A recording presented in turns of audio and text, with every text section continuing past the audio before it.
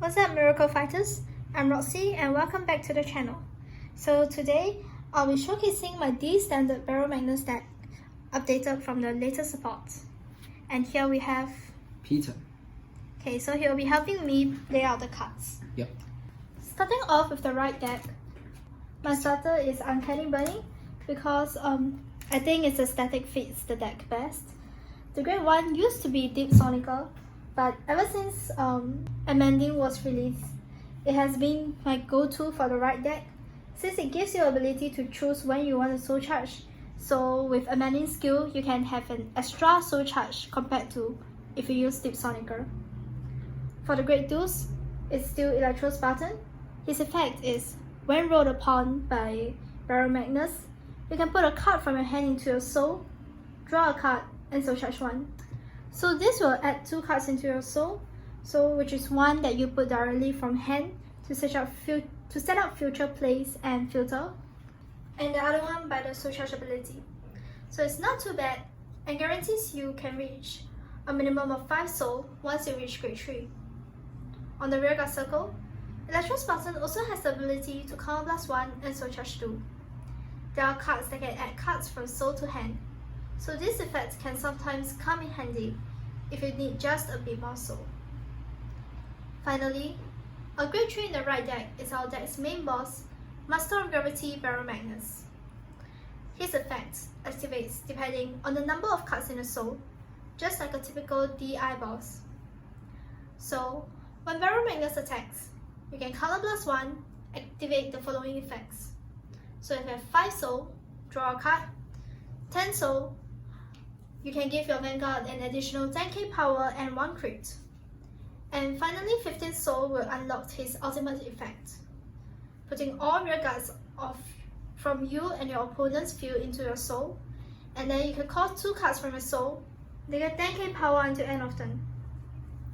This is a very strong skill that not only completely bulk wipes your opponent, but also gives you 5 attacks, of which all are most of the time going to be very strong.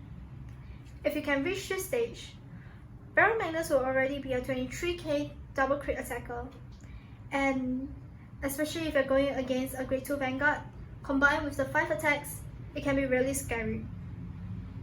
How strong the Baromagnes deck can become depends on your opening hand and whether you can see the required pieces.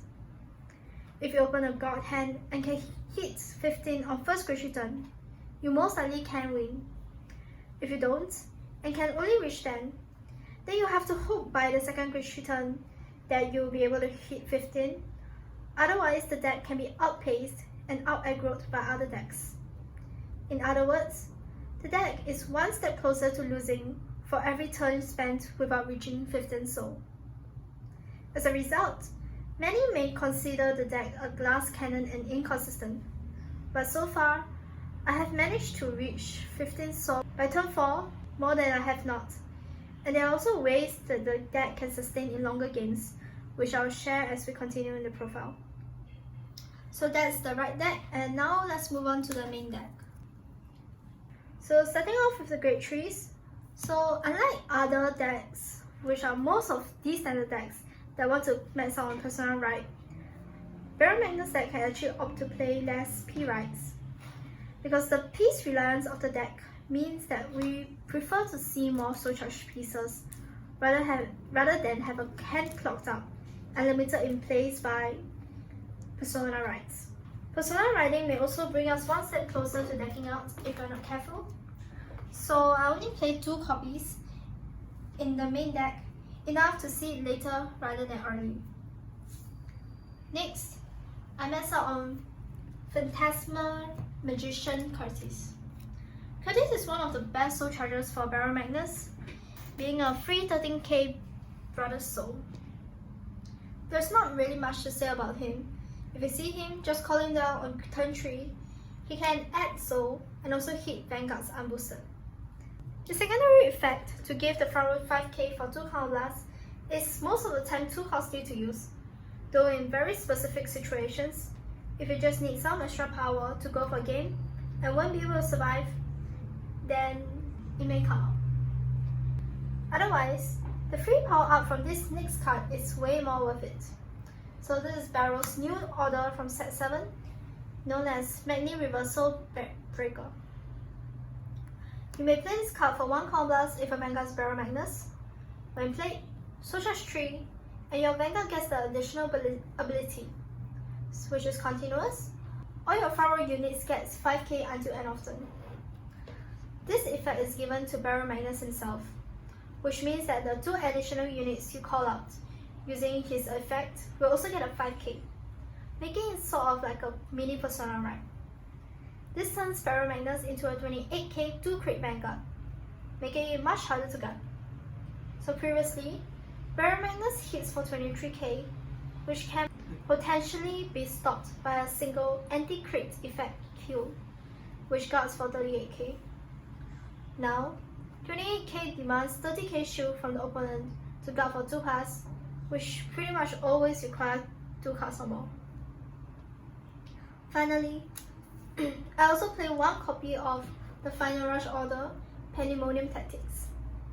So Counterblast 1, and you can soul charge 4 straight away. It's an insane order, and generally if you see this card, you're good to go. However, with new barrel supports from set 6 and 7, it is no longer as needed because it's much easier to reach 15 with other cards, and other than soul charging 4, it doesn't really do anything else since we don't have Final Rush. Magni Reversal Breaker, which gives power, is usually more useful. Currently I'm in the midst of removing it, but for now, it has been a very useful card when I draw it. So yeah, we'll just be keeping it at low copies for now. Moving on to the grade 2s. So first we have Selfish Engraver. This is arguably the most important grade 2 in the deck because it provides 2 things: soul charge and counter charge. So its first skill is on hit, you can soul charge 1, making it really great for early rush because from turn 2 onwards, you can call her down and start swinging for pressure. If your opponent guards, they lose hand cards, but if they don't, you can increase the soul. Her on-hit works even when hitting rear guards, so she can be quite an annoying card for your opponent to deal with. Her main purpose in the deck, however, is her other effect, which is, at the end of the battle that she attacked, if you have 10 or more cards in soul, you can send her into soul to countercharge 1. This deck is very reliant on counterblast, and you may face games when the opponent tries to damage deny you.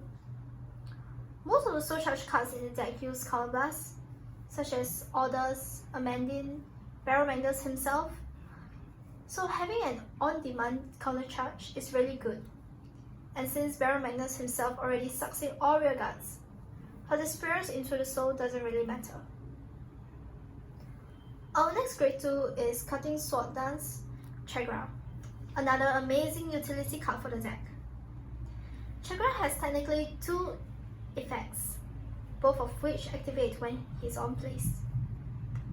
So if you have 7 or more soul when he's placed, you can counterblast 1, discard a card from your hand to add a card from your soul to your hand and soul charge 1.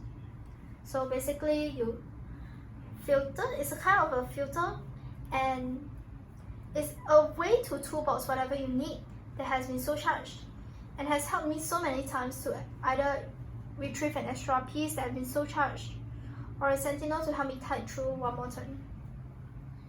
So for example, if you soul charge your OTs or PGs, you can get it back. Or if you just need more soul and you have good soul charges in your soul, you can get it out and hit 15 soul. His effect also works with Amandine, so sometimes it is essentially a soul charge 1 if you have Amandine skill on. Not just that, if you have 30 or more in soul at the moment that Chagra is placed, he can give an extra 5k to your existing front row units until end of turn. It seems like a small power up, but combined with barrels plus 10k, it can make your grade 2s hit for a minimum trigger guard, and make barrels slightly harder to guard since he's now 28k. Also, if you play Magni Reversal Breaker order, it's a total of 10k to the front row, which really ups the literality of the deck. Most of the times with barrel, you will have to use up your whole hand by the time you reach grade 3 in order to hit 15 soul. So it may seem weird, but putting PGs and your P-Rights into a soul is very good because if you have Chagra, you can always get them out later, which is after you use Barrel's effects to draw a card. So for example, if you draw a grade 2 that's 5k shield, you can always exchange that for a much better card in your soul. And yeah, so I think that's a pretty good play, which is why I'm still running Chagra at 4, because he is just way too important. And for our last grade 2 slot, I play 2 copies of Kinley Luli and 1 copy of Lilac Leisure. So Kinley is the card that has saved me from deck out in so many games. Her effect is on place. If my Vanguard's Baromagnes, I can call +1 and choose any number of normal units from my soul, return them to the deck. She then gets 5k power for every card returned. Not only does she help to refresh the deck, but she can also be a final big attacker to push for a game. So usually on my final turn, like I'll have to win it that turn, I'll just use Kinley to return as many cards as possible from soul to deck, since it likely wouldn't matter anyways. Returning just 5 cards turned Kinley into 35k. With Barrel's additional 10,000, she can hit 45,000 power. And with more and more cards, she can easily hit 60k even. Since Baromagnes can always just call her on the late game, she's the main choice of card I put in my soul through Electro Spartan's effect, to just store her in there first. And also because she's not a soul charger, you really don't want to be seeing too many copies of her early game. So all in all, just a great card that allows you to spam soul charge and not lose. So in the last event when I played this deck, which was BCS 2022 in Singapore, Kinley allowed me to outgrind my opponents by resetting my deck. So I was able to drag the game until they ran out of cards in the deck. Pretty ironic if you ask me that a deck like Baromagnes can deck out other opponents. Finally, my 1 copy of Lilac Leisure is just here for beat stick. So Lilac gets 2k for every card in soul when it attacks, which can make it quite a nasty attacker.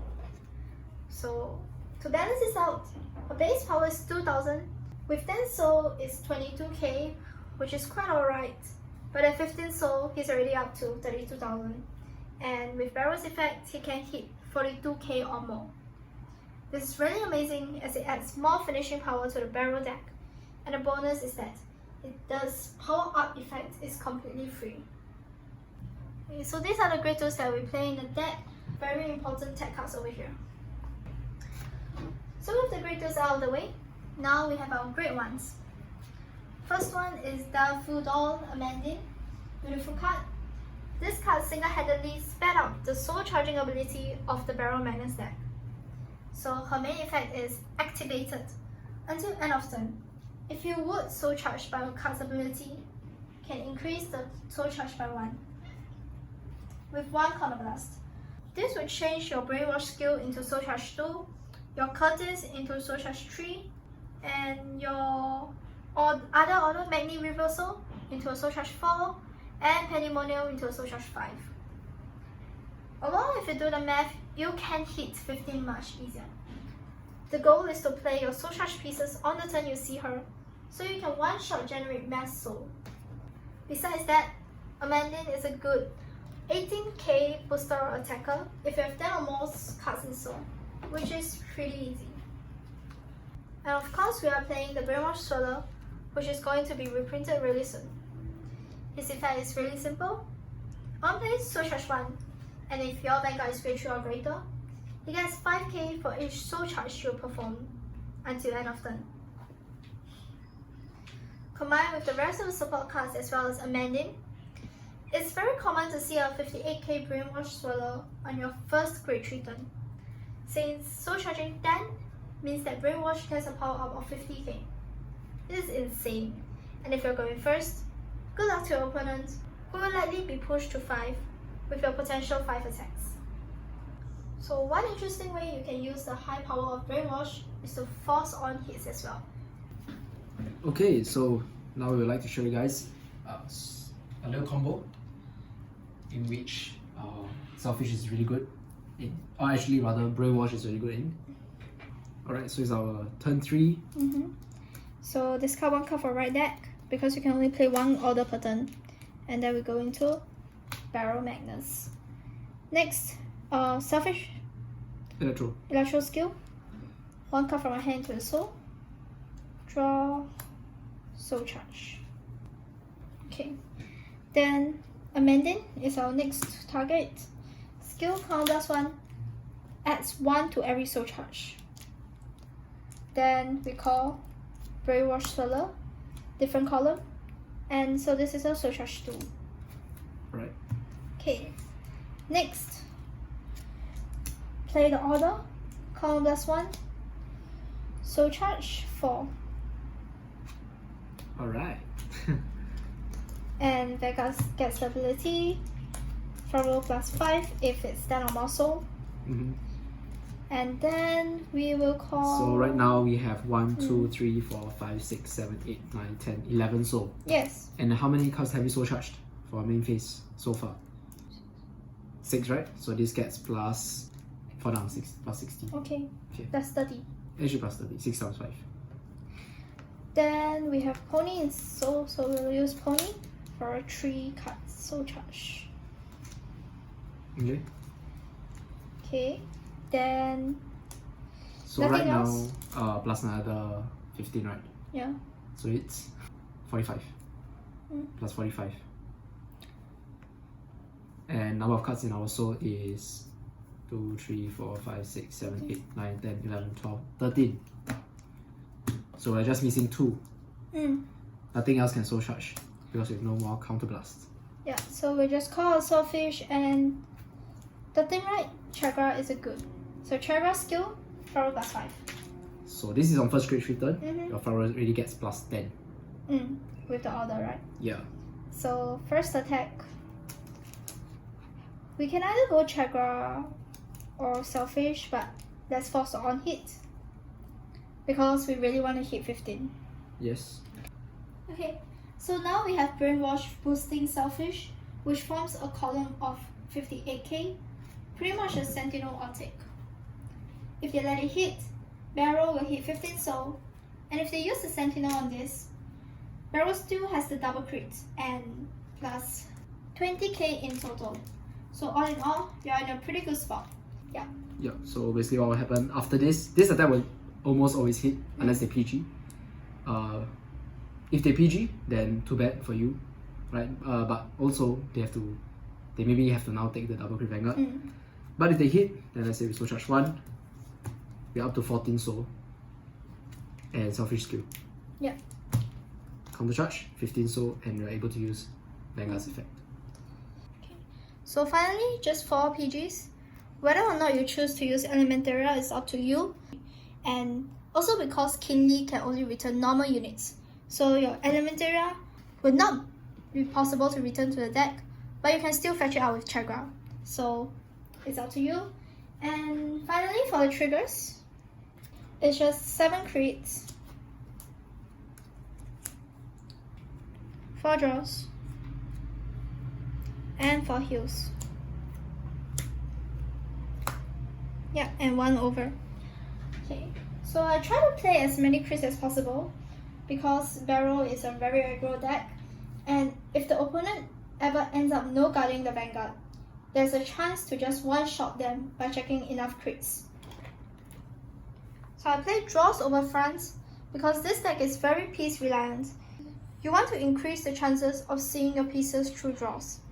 And also Barrow's hand size can often be very tiny, so defensive draws really helps to increase your hand mid-battle phase. There's also not much fear about decking out because of Kingly, unlike other soul charging decks.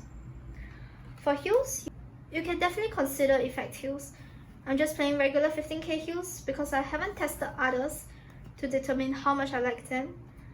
And lastly, the over trigger is the Dark States over trigger, and it sort of adds like an additional critical trigger in the deck. When you check it early, it pretty much win seal the game. All in all, the deck can simply be summed up by just saying soul charge to 15 a set. I know there are variants that focuses more on surviving by going to 10 soul and just grinding out games with a 2 crit Vanguard. But the true way to win for Barrel, I feel, is just to turbo to 15 and catch them off guard early. The deck's strength lies in its speed, aggressiveness, and control combined, but its very big weakness is defense and piece reliance. It's a deck where if you see one of each card, you can win, but lacking one key piece, and you might just end up doing nothing. With that, we've come to the end of the deck profile. Barrel is one of my favorite decks in D standard besides Mitru, and it's always a deck that can give me an adrenaline rush. I hope the profile was useful, and do leave feedback if you have any. I'll see you guys in the next one, and for now, bye guys!